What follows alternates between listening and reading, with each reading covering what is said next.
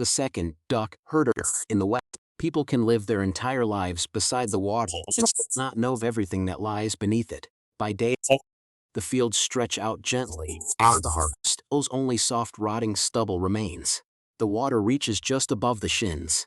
Small fish dart slowly around your feet, apple snails cling thickly to the banks, and the smell of fresh mud mixes with rotting straw. The sound of a flock of ducks rushing across the field is like a golden rain pouring down on the earth. Looking at that scene, it's easy to feel affection, to feel the countryside, to see poverty, but also peace. To see that even though life is hard, there is still a way to survive. But when night falls, that same water changes color. It is no longer the water of the fields. It becomes a taut, black skin stretched over things that crawl, dive, slither, breathe, and wait. In this land, snakes are not a rare sight. Snakes in the banana groves, snakes beneath the water jars, snakes coiled in haystacks, snakes draped across mangrove branches, snakes swimming across the ditch just as you turn off the light. Children learn to fear scissor sticks before learn to sew. Adults teach each other to carry a lantern when walking at night, to look before stepping onto the bank, to use a stick to poke through a pile of leaves before reaching in. But there is one thing the elders rarely tell the young, because the young wouldn't understand, and the adults who do understand feel their stomachs to ice. Not every snake bites because it was stepped on.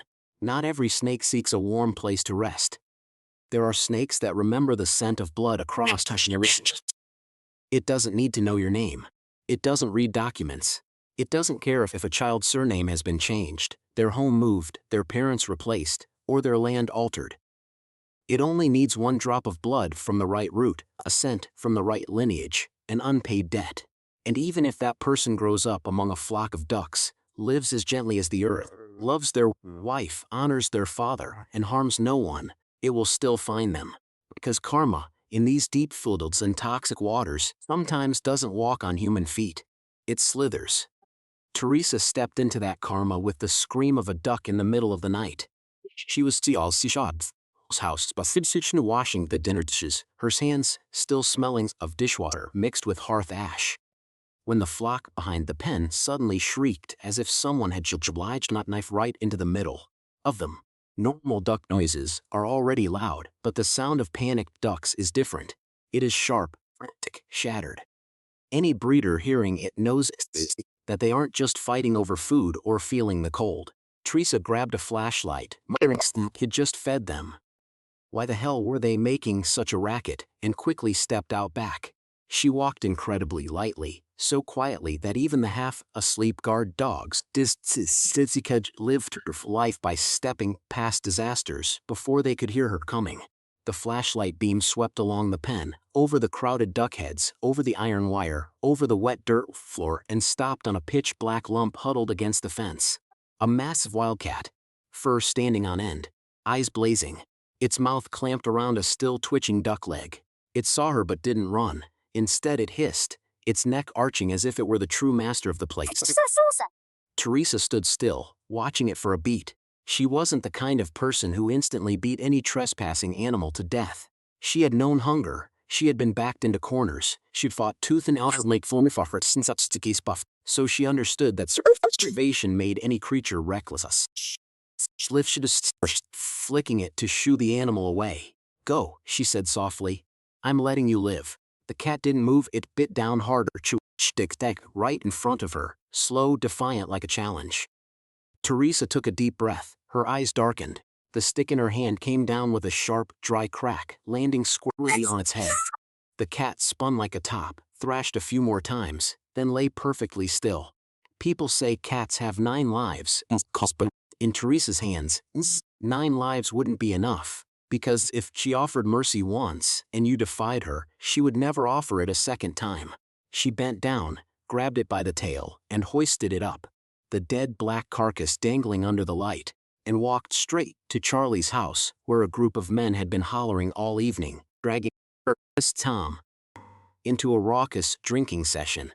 The path along the river was dark, the smell of rising water heavy, the clumps of water bombs standing still like people eavesdropping on a story. Approaching Charlie's porch, Teresa heard his slurred voice. "Hey Tom, I'm telling you the truth, man. Go get a kid to hold like everyone else.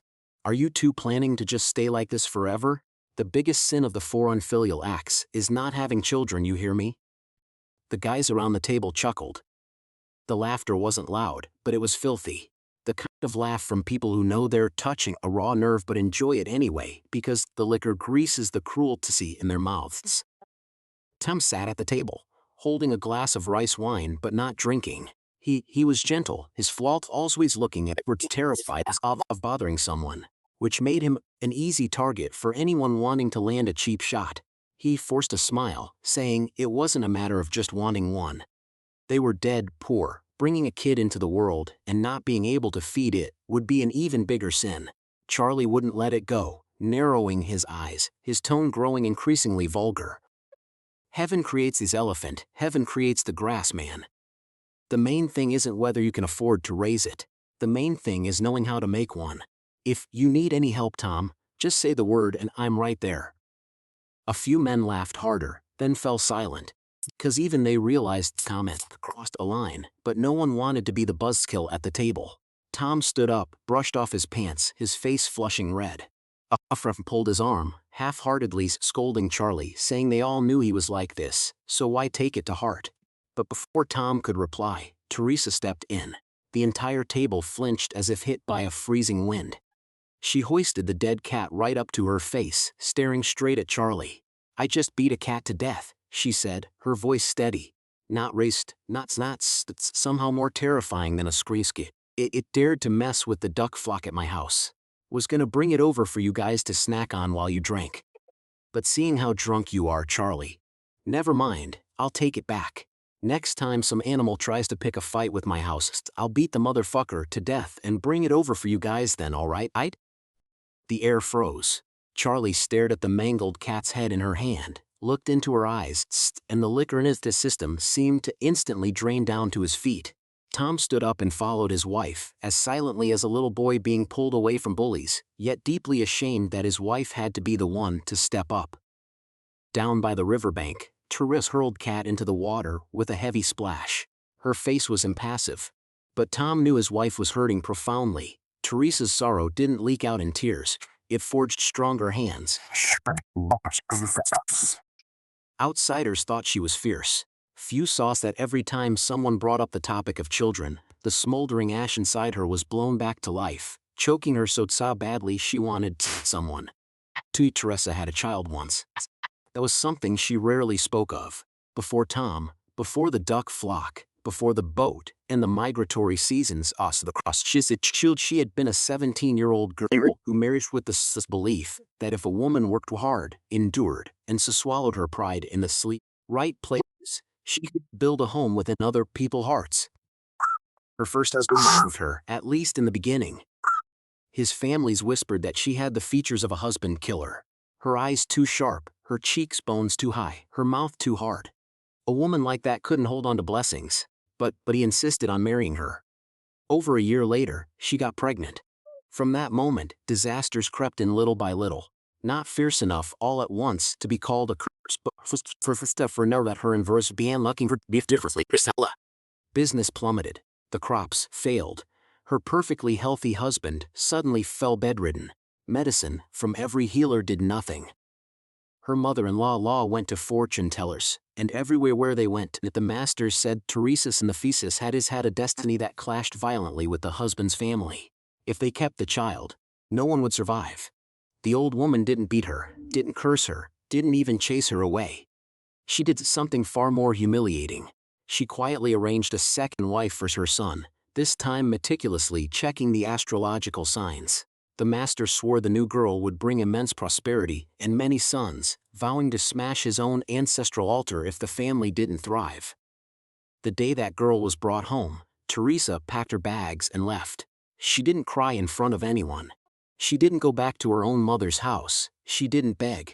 She built a small shack on an acquaintance's land, heavily pregnant, doing whatever odd jobs people hired her for, pulling weeds, carrying water, selling vegetables. Her son was born healthy, his mouth pink, his tiny hands gripping her so tightly she thought life had finally given her something that couldn't be taken away. But heaven gave her exactly 10 days. On the 11th day, the baby got a fever. 3 days later, he lay completely still against her chest. The little mouth that used to pucker for milk turned purple. His body grew cold. He didn't cry, didn't blink, no longer tethered to this world. Teresa cradled her dead child since inside the mosquito net for 3 days. He's refusing to eat or drink, letting no one touch him until the neighbors smelled the blood and rushed over. They had to fight, beg, cry, and plead on their knees just to take the tiny corpse away for burial. After that, Teresa worked like a maniac. Everyone who saw her felt pity, but no one dared tell her to rest, because there are people who, if they stop for even a single day, the pain will catch up and bite them to death. Tom met her at the market on a hot morning. It's the haggling, the quacking of ducks in baskets, the thwack of fish cleavers, the smell of mud, sweat, and wilting greens. She was sprinting after a thief who had snatched her money. He thought women were helpless, but Teresa chased him like a hunting hound. Panicking, the boy shoved Tom, who was carrying a basket of duck eggs, right into her. They collided, the eggs smashing into a sticky mess, yolks and whites bleeding across the market floor. Teresa didn't even have time to apologize. She bounced right back up, chased the thief down, kicked him to the ground, dragged him around by the ear, demanding to know where his parents were, so she could give them a piece of her mind. Finding out Josh was an orphan, she smacked the back of his head and let him go. When she walked back, Tom was picking up the few unarmed projects, his face showing no anger, only regret. She stopped, saying, "Hey, mister, I'm so sorry about that. It was that little demon." Tom offered a gentle smile, said it was fine, it was only a few eggs, then pulled out a small bottle of medicated oil and handed it to her, pointing out that her elbow was bleeding. Only then did Teresa realize she was hurt. She held the bottle, her eyes reddening. It had been a very long time since had seen her bleeding and spoken so softly, not blaming her, not recoiling, not mocking, not telling her she was too aggressive for a woman. From then on they saw each other often. She sold for wholesale. He sold duck eggs. At first, they spoke very little, mostly asking if business was good, noting how hot it was, asking if the ducks were laying, or if the greens had wilted. But for people who have lost too much, affection doesn't arrive in grand declarations. It arrived in him saving a brand new bottle of oil for her, in her helping him gather fallen eggs. He never pried into her past when wasn't ready to speak. She didn't force him to talk about his late wife and child. 2 shattered lives, the shattered lives of holding a dead infant that never got to grow up. Understood each other through the silences that normal people usually fill with useless comfort. Tom had also lost his wife and child to a snake. His wife was nearly 7 months pregnant when she stepped into the backyard one day and was bitten. People say that when a snake encounters pregnant with her first child, it either lies perfectly still and lets itself be caught, or it kills. Tragically, his wife met the second fate. Losing his wife and unborn child, Tom left home and wandered aimlessly for a year, barely surviving. Then he stumbled into the trade of herding migratory ducks. Moving from one field to the next, from one river junction to another, at least meant he didn't have to stare at the same bed, the same kitchen corner, the same back door, and remember the dead standing right there. When Teresa heard the story, she didn't say, "So sorry," like everyone else. She just sat in absolute silence for a very long time, then asked, "And who hugged her neck back then?" Tom choked up. Because it was true. People worried about the medicine, the healer, the funeral, the burial, but rarely did anyone ask, when the woman was dying in pure agony, who hugged her neck so she wouldn't be terrified. From that single question, Tom knew Teresa understood loss not just with her ears, but with her soul. Over a year later, she followed Tom back to his home. Only then did she learn he still had a father, Mr. Ben was around 60 at the time, his face as thunderous and storm was. His mouth cursing before asking questions, a medicine pouch strapped to his hip, his casaloust, and eyes so sharp that just by looking at a slither mark in the mud, he knew exactly what kind of snake it was and whether it had just passed or had been forever hours. The locals called him Grumpy Ben, but behind his back, they respected him as a master snake catcher. He saved people from snakes, used the gallbladder for medicine, and caught venomous snakes as casually as others caught climbing perch. It was exactly this profession that Tom couldn't stand. His mother died from a snake. His wife died from a snake. In his mind, every death circled right back to Mr. Ben's medicine pouch. Father and son lived together, but surely, a civil word, Mr. Ben would curse him, asking what kind of man refuses to eat snake meat. The father master, the son burned the books. Tom stayed silent, his face dark, because refusing to eat snake wasn't out of squeamishness over the smell. To him, every bite of snake meat felt like chewing on the deaths of his mother, and his unborn child. First, Teresa was annoyed that Tom hadn't been clear about his family's situation. But after living with Mr. Ben for a while, she realized the old man wasn't just grumpy. He was lonely, drowning in guilt, and desperately trying to mask that guilt with his yelling. Every time they went out to herd the ducks, she forced him to come along. He'd curse her for being annoying, saying he was too old. What was the point?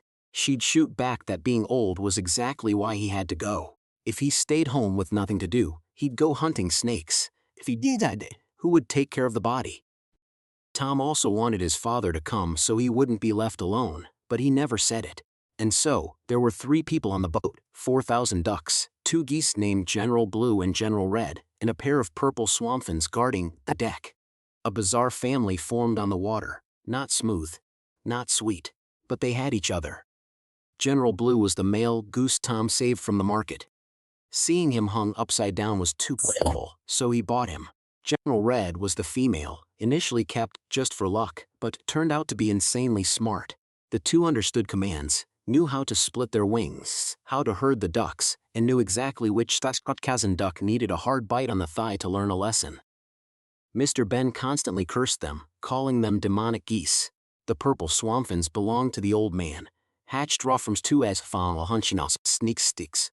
One hun died of illness, the other grew up, disappeared for euphesis, and brought back a mate. From then on, they became a pair of house guards fiercer than dogs. Any stranger who would be kicked, pecked, and shrieked at like the house was on fire. But the neighbors feared Mr. Ben's house for more than just the birds. Once, when the whole family was away, a boatman not a local heard that no one dared steal from this empty house. Out of curiosity, he rowed his boat over to snoop.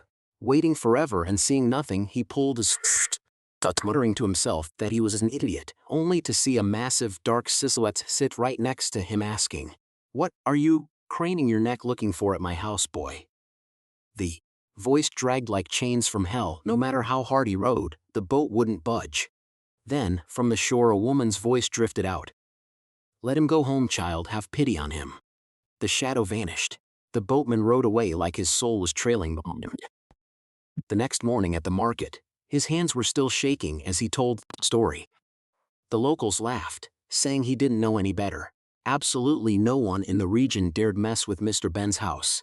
Those 2 guarding spirits, one was Tom's mother, the other his first wife, or perhaps something else entirely borrowing their forms. No one could say for sure. Hearing this, Teresa didn't ask questions, she simply lit more incense. In this house, the dead never entirely left. They stayed by protecting, by sending dreams, by calling out the names of the living right before their stepped onto a coiled snake. On the morning of that fateful migratory trip, it was Teresa herself who was called. The sky was still hazy. She went out the back door to her face, half asleep, as when a freezing chill shot down her spine. She turned her head slightly, but saw nothing. Taking one more step, a girl's voice called her name, incredibly loud. "Teresa." She froze, whipped around, and only managed to catch the back of a tall girl with hair cascading down her back, walking quickly into the main house before ching.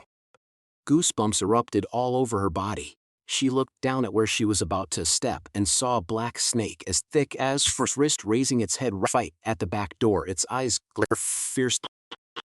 If not for the call, she would have stepped right on it. The snake tilted its head, studied her for a moment, then slithered toward the back alley. Teresa backed away, her heart hammering against her ribs, but she didn't scream. She knew that if she screamed, Tom would get annoyed with Mr. Ben again, bring up snake karma, and they would fight. Siswin says and sent, silently thanking her sister, Tom's first wife, for saving her. The 3 sticks burned red, the ash curling perfectly, the smoke drifting lazily around 3 of them, like a thin mosquito's net, draped over their destinies. Teresa didn't know that the silhouette was just one the small layer in the massive web of the dead surrounding Tom. She certainly didn't know that being saved from the snake at the back door wasn't because karma had let her go, but because it simply wasn't time for her to die yet. There are things that protect you not so you can live in peace, but so you are alive and present on the exact night you are required to witness the end. They pulled their moorings just after 6 in the morning. The flock of ducks was packed tightly into the boat's cages, teats and fossil smelling, but the whole family was used to it. The early farmers waved, wishing them a safe journey. A boatman asked if they weren't afraid of thieves clearing out their empty house. The locals laughed, saying there was nothing but an altar in there, and even if it were full of gold, they defied anyone to sneak in. The boat drifted past sun-dappled stretches of the river, zanks of purple water hyacinths, and thatched houses with cooking smoke still hanging low. Teresa sat in the back, patching Tom's old shirt, occasionally glancing at Mr. Ben, who sat smoking hand-rolled tobacco, his face scowling as if forever arguing with an invisible enemy. Tom rowed, occasionally singing a few of folk opera. From a distance, they looked like any other family of migratory duck herders, poor, exhausted, covered in dust, but still moving forward, still able to laugh. But beneath that ordinary surface, a completely different path was opening up. After 3 days on the water, they docked at a large river junction to ask about empty fields. Back then, fields had summer, autumn, and winter, spring harvests. Only after the rice was cut could the ducks come up to glean the leftover grain, eat worms and snails, helping the field owner while feeding the flock. But they asked many houses to no avail. Everyone said they already had ducks or didn't want any. There was only one house with vast sweeping fields. People pointed them there, but the children said, "The adults weren't home. Come back tomorrow." That was Liam's house. Tom looked at the endless fields. If they could release the flock here, the ducks would be well fed, and they could make good odds this season. He decided to anchor for the night near a massive mangrove tree. That afternoon, Teresa went to buy kerosene, fish sauce, and salt. Mr. Ben went ashore for a walk, as was his habit, getting a feel for the neighborhood and checking for snake trails. Tom stayed on the boat alone, lying cross-legged, drinking tea and singing folk opera to pass the time. Just as he hit a low note, he heard a loud splash, like someone falling into the water. He sat up, looked around, but saw nothing. He lay back down, continued singing, splash. This time he pretended to close his eyes, turning his face toward the mangrove tree. He saw a silhouette jump from the tree straight into the water, after repeating the action every 10 seconds or so.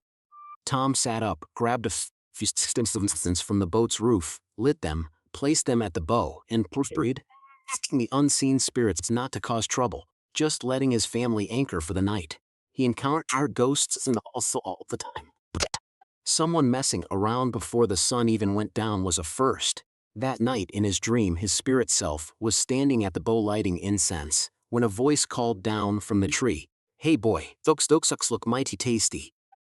He looked up and saw a girl around 20, a noose tied around her neck, the other end of the rope still hanging from the mangrove branch. She was smiling, the whites of her eyes bulging, her face a bruised purple-black. Tom was terrified, but still pleaded very sincerely, "Please, miss, our family is dead poor. We herd ducks because we barely have money to eat. Why don't you bless us so we win big this season, and I'll pick the 2 plumpest ones to offer to you. Right now, they're so tiny they wouldn't even fill the gaps in your teeth. Please have mercy on me and my wife." Before she could agree or refuse, he jolted awake, feeling a pang of regret that he hadn't heard her answer. The next morning, Liam came down to the dock looking for him. He had the build of a farmer but a bright face. Spoke softly, pulled Tom up to the house, poured tea, asked for names, cut straight to the chase, saying he wanted Uncle Tom to bring his flock to run his fields. Tom was stunned, as he hadn't even opened his mouth to ask yet. Liam laughed, saying his Auntie Lily came to him in a dream last night, pointing the way, telling him to go down to the dock early and call him up. Auntie Lily was the exact woman who had hung herself from the mangrove tree decades ago. The whole region feared her because her spirit was notoriously powerful. When Tom described the girl in his dream, wearing a yellow floral outfit, with short curly hair and a round face, Liam broke out in goosebumps. "Then it really was her," he said. I don't know what kind of connection your family has with her, but for this much is unbelievable. Connection. The word sounds gentle, but in these kinds of stories, a connection is often just a pretty name for a leash. Liam looked at Tom for a very long time, longer than a field owner typically looks at an ordinary duck herder. That gaze held a fixed scrutiny and a deeply buried pain. Tom at the time only thought that this man was incredibly kind. Mr. Ben saw that gaze, and a very deep part of him went ice cold. The first day the flock entered the field, the water seemed dyed gold. 4,000 ducklings waded in, tilting their heads, diving tails up, snapping up snails and fish, swarming everywhere. The local kids ran over to watch, pointing and shouting. Admirable Dark marched majestically. In them leading the way, Mr. Ben held the left flank. General Red held the right, and Teresa walked behind, holding a long herding stick tied with frayed plastic strips. The harvest had been nearly 2 months ago. The stubble was soft and rotting, the water still high from the late rainy season, and the food was plentiful, making the ducks eager. Right in the middle of the fun, a kid yelled that there was a snake. A monocled cobra as thick as a bicep raised its head, Flairist's hood snapping at the children. The kids were stubborn, crowding around. Every time the snake twitched, they shirts then swarmed back in. Mr. Ben sprinted over roaring. That's a cobra, you idiots. Get the hell away before it spits venom in your eyes. Hearing the curse, Tom grimaced, seeing it as bad luck, but Mr. Ben was genuinely panicked. One gutsy older boy lunged and grabbed the snake's tail, yanking it back. The snake went wild. Brushed the strike, but Mr. Ben grabbed the boy's shirt and yanked him away just in time. The snake slid down the bank toward the water. Mr. Ben groped around, slapped the bank a few times, then grabbed it by the head and hauled it up as casually as wisps of rope. The kids' jaws dropped. That afternoon, the locals helped build the duck enclosure and set tarps for the rain. Mr. Ben threw a feast with a dish called Dragon and Phoenix. The cobra stewed with chicken and lemongrass. He cut the snake's tail, drained the blood into rice wine, and then gave the gallbladder to Uncle Ty to take home to treat his son's asthma. Everyone was in awe. Teresa grilled dried fish for herself and her husband because they used to eat snake. Liam asked why they didn't eat it. Tom stayed silent. Mr. Ben joked about the father being the master and the son burning the books. Everyone laughed, but no one noticed Tom's face darken. During the feast, Uncle Ty mentioned there was a pair of massive king cobras over by the Leaf Sea.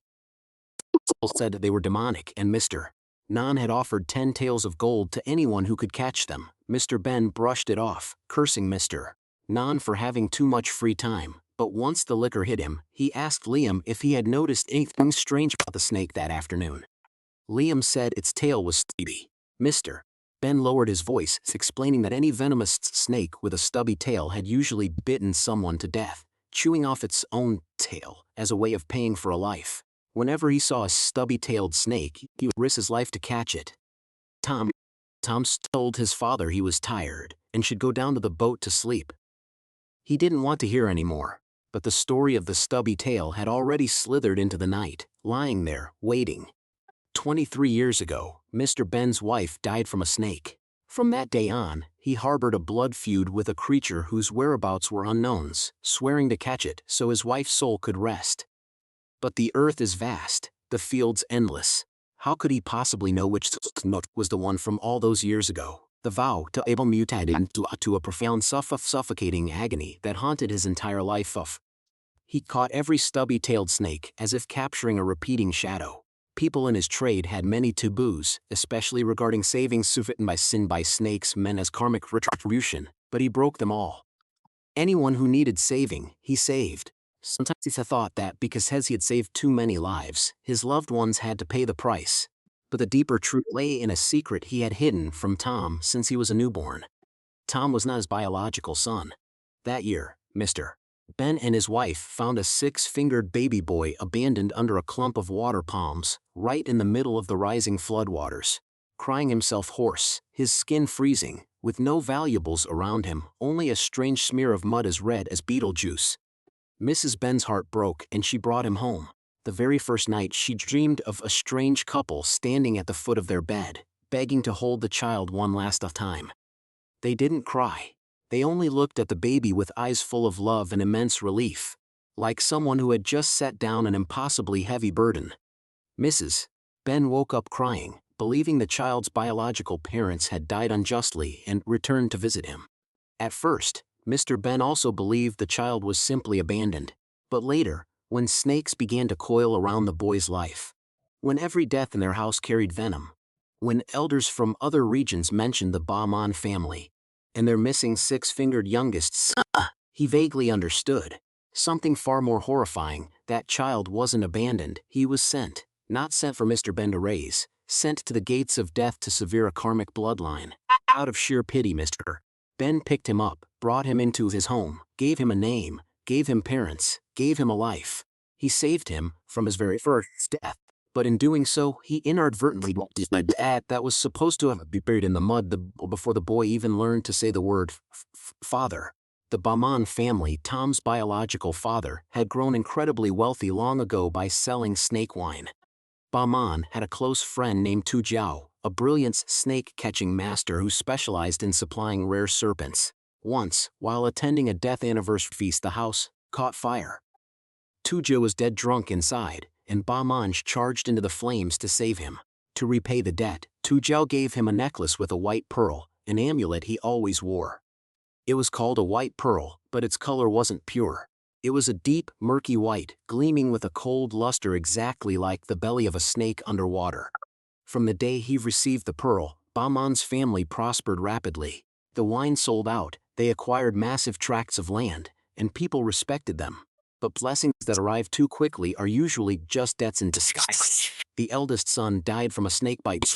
Klasgyo died on the exact same day.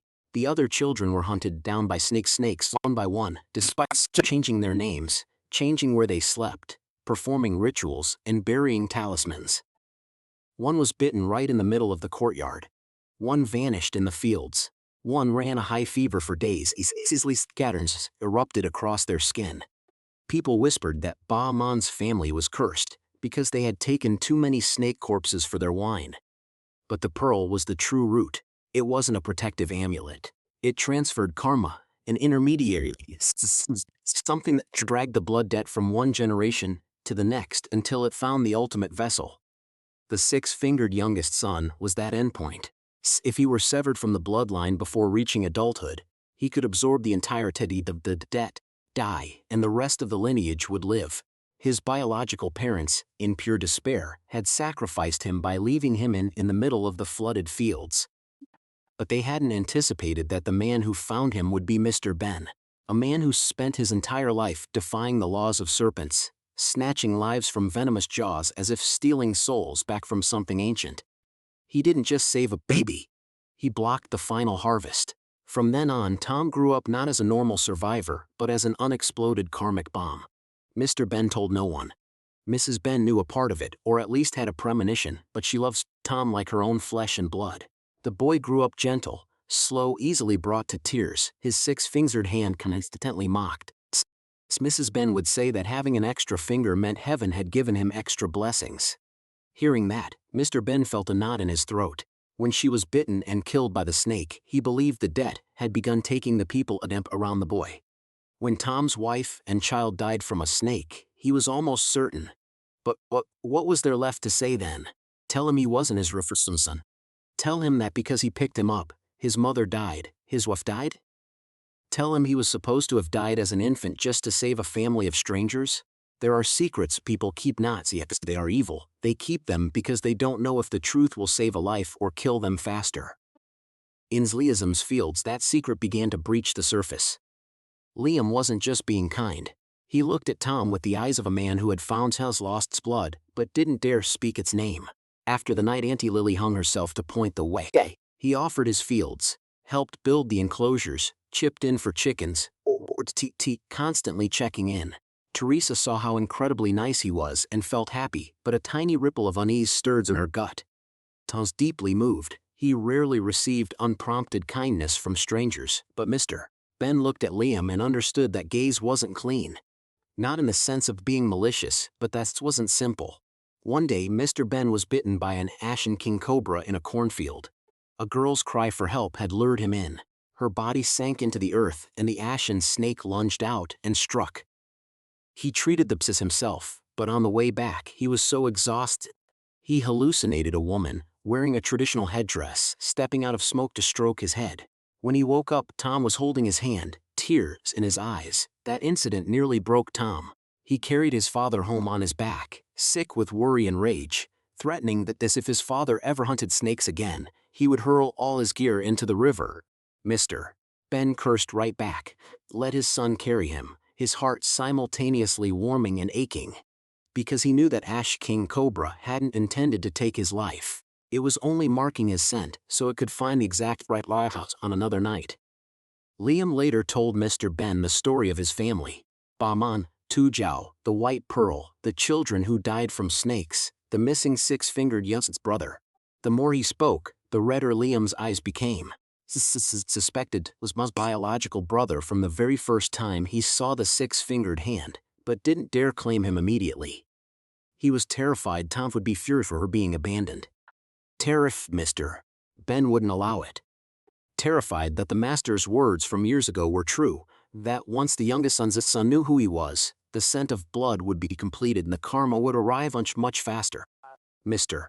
Ben listened, his face impassive, but his fingers gripped the armrest until his knuckles turned white. Two men sat in Liam's house, one who had raised the child with love, one bound to him by blood. Both loved him, and both were hiding him. Love, when coupled with terror, often breeds the most disastrous decisions. Liam wanted to bring his brother home, but he also wanted the twin snakes guarding the karma to be killed, so he could finally breathe easy. Mr. Ben wanted Tom to know his roots, but was terrified that knowing would throw the doors wide open. Teresa stood on the porch, not hearing everything, only catching disconnected words. Six fingers, Baman, pearls, snake. Her blood ran cold. That night, she lay next to Tom, looking at his hand resting on her stomach, the extra finger curved. For years, she had been used to holding that hand, used to the extra finger as just another gentle part of her husband. Now it looked like a brand burned into his flesh. She pushed the thought away, then hated herself for fearing her own husband. The days that followed were the heaviest part of the story, not but because life itself began to warp inch by inch. The duck flock, usually ravenous, suddenly stood completely still in the middle of the field one day. Hundreds of heads all turning in the exact same direction, not a single one pecking at the ground. Every night Michiroloops just stood at the bow of the boat, staring out toward the leaf sea. Close to Plutes where locals said a pair of king cobras had taken countless lives.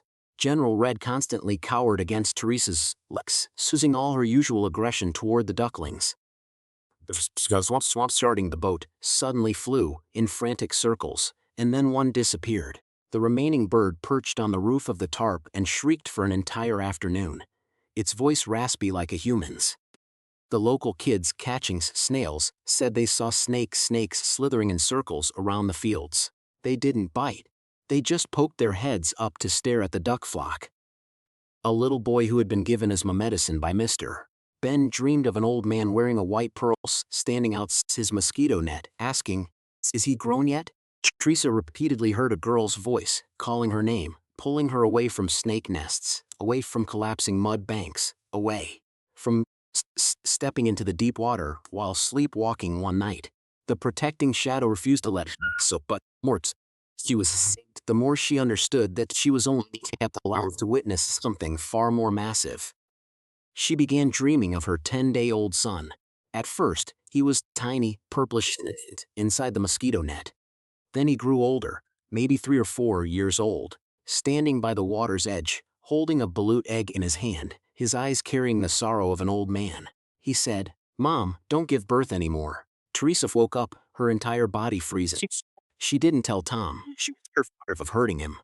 But the terror of giving birth clung to her every single day. For 6 years without a child, she thought it was because she was cursed, because life was punishing her, because her own body was broken.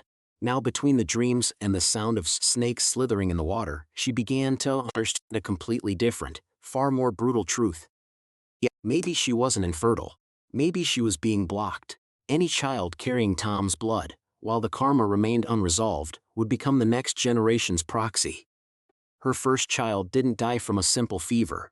It was recalled by something freeze and soundless, because it wasn't the debt that needed collecting, it was just us. The trunk. The thing out there needed the trunk. Ordinary disasters strike before spiritual ones, as Cuss loves to dress up as accidents. One day, Tom's entire flock of ducks was mass poisoned. Ducks rolled over and died, foaming at the mouth, wings thrashing, their cries frantic before abruptly cutting off. The entire golden field suddenly became a miniature graveyard. Teresa stood in the middle of the field, her hands covered in mud, her face chalk white. Tom looked as if his guts had been ripped out. The ducks were half grown. Their livers weren't even big enough to eat yet, and dying like this meant the entire season was annihilated. Everyone rushed in to dig trenches, dumping the dead ducks in, scattering bags of lime over them. The stench of death rose up, pungent, sour, and so foul that everyone felt physically ill. Liam frantically promised to help buy a new flock. He treated Tom like his own brother. Tom thanked him, but his face darkened. Teresa herded the remaining ducks into the enclosure and went looking for Mr. Ben, but couldn't find him on the boat. His gear was missed, and the small sis was gone too. Her intuition screamed that something was wrong. Tom borrowed a boat and rowed furiously toward the Leaf Sea. On the bank, a middle-aged woman was complaining that the pair of king cobras over there had picked off God knows how many people, and these men were too damn bold. Therese paced back and forth, clasping her hands, praying to her mother-in-law and sister to protect them. She was both terrified and furious. Mr. Ben. A massive disaster had struck the house, and he wasn't there. It was a certainty that he had followed another trail. A long while later, Tom rode Mr. Ben back. The old man lay perfectly still, his eyes squeezed shut. Beside him was a massive, heavy sack. Teresa burst into tears. The bystander's eyes grew red, assuming he was dead. Tom said his father was okay, he's just asking to carry him up to Liam's house to rest. But bizarrely, he didn't check on his father first. He went to check the duck cages, asking people to carry them up. Everyone was indignant, Liam scolding him for not tending to Uncle Ben. Tom simply said his father was a professional and probably managed to chew the antidote in time. That attitude made people think he was cold, but the truth was, inside that cystic act was the very thing smothered the father's death. Mr. Ben had faked it being a victim to bait purse behind a duck, but not the delicate reasoning into showing their face. The death of the ducks wasn't bad luck. Liam, in a twisted layer of planning driven by both fear and love, had bribed a man named Dong to mix rat poison into the rice scattered in the fields, primarily to force everyone to focus on the dead ducks and ignore Mr. Ben succeeded in catching snakes. Liam could breathe easy. If anything happened to Mr. Ben, Tom would go kill the snakes to avenge his father. Either way, Liam thought he benefited. Dong was greedy, disliked Mr. Ben, and followed the plan, but before he could even finish, he was paid a visit by the master snake, ran away in terror and was intercepted by Teresa, who beat him within an inch of his life. Mr. Ben wasn't a two-bit snake charmer. He had smelled the stench of human involvement in the disaster. Father and son played along to make Liam drop his guard. When the whole plot was exposed, Liam cried like a child. Mr. Ben looked at him, profoundly sad. I wanted Tom to know his roots too. My son loved him for all these years. He wouldn't just abandon me for no reason. I hesitated because the moment you set conditions with me, I knew in my gut this wasn't right. Tom heard everything. He wasn't as furious as people expected. He walked over, sat next to Liam and softly said that he had lived with his father since he was little. He was used to it. He wouldn't be moving back here. Liam and his family could handle the ancestral worship for him. He wasn't sad and he wasn't angry. He couldn't thank Liam enough. His words were so gentle that Liam cried even harder. But it was exactly that gentleness that deepened the tragedy. Tom didn't fully understand Stan yet. He only thought he had gained a biological brother, discovered his roots, and learned a sad story about his biological parents abandoning him out of fear. He didn't know that hearing the truth didn't just change his heart, it completed the scent of blood. Karma isn't at its strongest when people remain ignorant. It is most powerful when the one carrying it is called back to their exact origin. From the moment Liam confirmed he was the six-fingered youngest son of Baman. From the moment Mr. Ben stopped denying it. From the moment Teresa stood on the porch and heard that her husband was both an adopted son and a karmic vessel, the ancient white snake beneath the water could finally find its way without needing to track the scent anymore. It had a name, it had the blood, it had witnesses. The floodwaters rose very slowly that night. It had rained all day, stopping only in the late afternoon, leaving behind a sky as murky as rice-washing water. The fields flooded higher than usual. The surviving ox huddled in their enclosure but made no sound. The two geese were completely silent. General Blue stood at the bow of the boat, his neck stretched. General Red cowered against Teresa's legs, shuddering violently every few minutes. The last swamphen never returned. The neighbors' dogs tucked their tails and hid under the houses. Liam's children were locked in their rooms, but every single one of them burst into tears at the exact same moment, then went dead silent. Mr. Ben sat sharpening a small knife, his medicine pouch open. The grumpiness was gone from his eyes, entirely by exhaustion. Tom sat next to Teresa, holding her hand. No one spoke much. There are altercations when words only make people hear their own helplessness more clearly. Liam knelt before the altar in his house, smashing his forehead against the floor until it bled, begging his ancestors that if they had to take someone, take him. Don't take his brother. But the ancient laws do not listen to love. They listen to the origin. At midnight, the water around the boat began to move. It was the one. Long streaks slithered across the surface of the flooded field, a few at first, then more, then as thick as living ropes. Snakes crawled up the mooring lines, up the duck poles, over the sides of the boat, their slick bodies gleaming under the oil lamp. Teresa gripped her herding stick, her hands bone white. Mr. Ben stood up. Tom stepped forward to shield through the mass of snakes. An ancient, stubby-tailed serpent slithered forward incredibly slowly.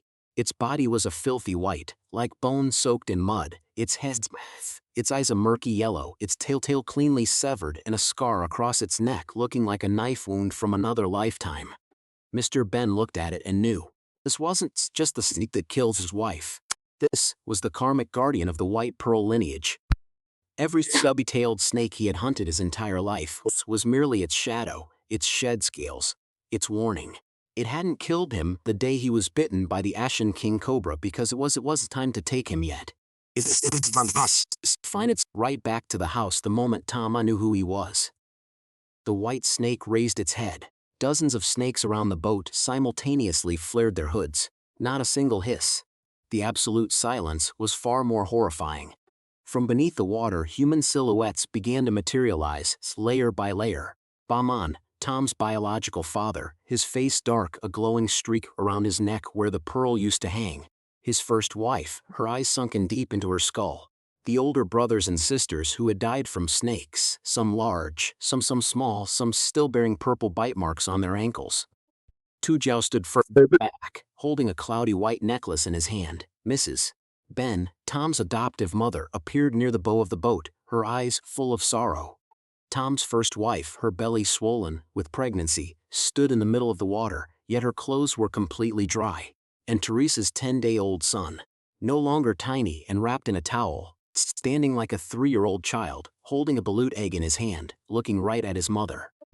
Teresa screamed, lunging forward, but Tom held her back. The child didn't call for her. He looked as if desperately wanting her to understand one last time that he didn't blame her. But he couldn't stay because Bloodline was not allowed to branch out when the debt remained unpaid. Teresa shattered. All the years she had blamed herself, hated her own body, listened to the world say for her fate killed her child. In that single moment, it revealed its true form, a truth far more venomous. She's a sin broken. She was blocked. Her child didn't die because she was unlucky. He was recalled by a debt that didn't need him to live. Liam ran down to the bank, dropping to his knees in the mud, screaming, begging to take on the family's karma. I am the blood of Bahman. Take me. Let my brother go. Mr. Ben also, for the very first time in his life before his son and the sisters. Take me, he said, his voice raspy. I defied your laws. I picked him up. I raised him. I snatched people from your jaws my entire life. Take me. But the white snake didn't look at them. It looked at Tom. The laws of that ancient entity weren't based on who loved more. They were based on the source. Tom slowly began to understand, not with logic, but through an exhaustion that crashed down over his entire body. His whole he had always lost. His adoptive mother, gone. His wife and child, gone. His current wife, unable to have children. His adoptive father living as if chased by karma. He thought he was a man simply visited by disasters. It turned out he was the house disaster had been trying to enter all along. He looked at his six-fingered hand. As mother once called an extra blessing now looked like a hook for fate to drag him back to where he belonged. He looked at Teresa. The fiercest woman he knew was crying, or as if her guts were being ripped out, her hair plastered to her face, both hands clawing at his shirt. He reached out, wiping the mud from her cheek. "Honey," he said, his voice so small the racist almost swallowed entirely. "I'm sorry." She shook her head violently, saying, "No, no, no, whoever owes the debt pays the debt. We didn't know anything." Tom looked at her for a long time, as if memorizing his wife's face to take down to a place where there were no mirrors. "Perhaps right from the start," he said, "the one who was supposed to die was me." He pried her fingers off, one by one. Teresa dug her nails in so hard they drew blood on his wrists. Mr. Ben crawled forward, hugging his son's legs. Tom bent down and helped his father up. "You raised me, Dad," he said. "You don't need to save me anymore." That sentence made Mr. Ben collapse entirely. He had spent his whole life saving people, saving his son, saving snakes, saving to the point where he didn't realize when saving someone merely meant keeping them trapped in a much longer debt. Tom stepped down into the flooded field. The snakes didn't bite. They parted, opening a path of black water, exactly like a procession making way for an exiled king returning to his throne. General Blue on the boat suddenly let out 3 cries, raspy, low, sounding exactly like a man calling his ducks. General Red tucked her head under her wing, still as death. Teresa, held back by Liam and Mr. Ben, screamed until she lost her voice. In the middle of the flooded field, toward the silhouettes, his biological parents looked at him. Not blaming him, but not begging for mercy either. His dead siblings looked at him. His 10-day-old son looked at him. His first wife, Mrs. Ben, his adoptive mother, wept, but did not step forward. The white snakes slithered one full circle around his feet. From General Blue's somehow a white necklace fell into the water, drifting far right from front of Tom. The pearl gleamed with a murky light, bearing a streak inside like the freshly cut heart of a fish. Tom bent down, picked it up, and put it around his neck. The exact second the pearl touched his skin, every single snake in the field bowed its head. There was no sounds of biting, no geyser of blood, no tearing of flesh. Only the water bubbling around his legs, and then his body slowly sank, as if the very field had opened up beneath him. Teresa saw his face until the very last second. He didn't smile.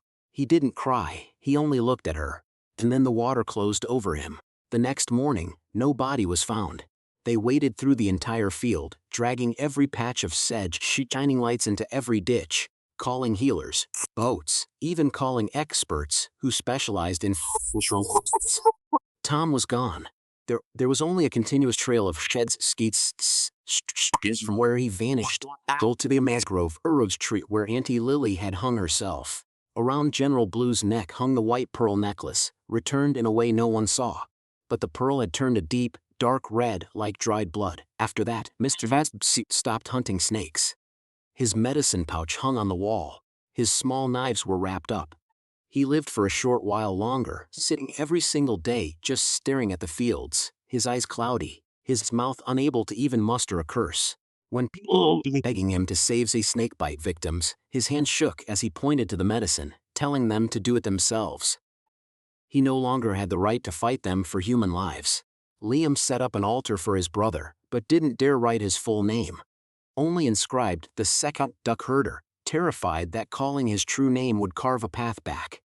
Teresa stayed on the old boat. She never remarried, never had children, never left. People said she went mad because every night she placed a bowl of rice, a ballot egg, and a cup of wine at the bow of the boat. She never argued. She grew old, grew fiercer, her back hunched but her eyes still razor sharp. If anyone dared speak ill of her husband, she cursed them out. If anyone kicked over the bowl of rice, she would just give them one look that wouldn't sleep for nights. Many years later, a group of drunk young men rode past, saw the old woman living alone, and started teasing her. One laughed and kicked over the bowl of rice at the bow of the boat. Teresa, she only looked at him, then bent down, picking up every single mud-covered grain of rice. That night, the boy vanished. 3 days later, they found him in a dry field, still his hair completely white, all 10 of his fingers caked in mud as if he had desperately tried to claw his way onto the bank of a place that had no shore.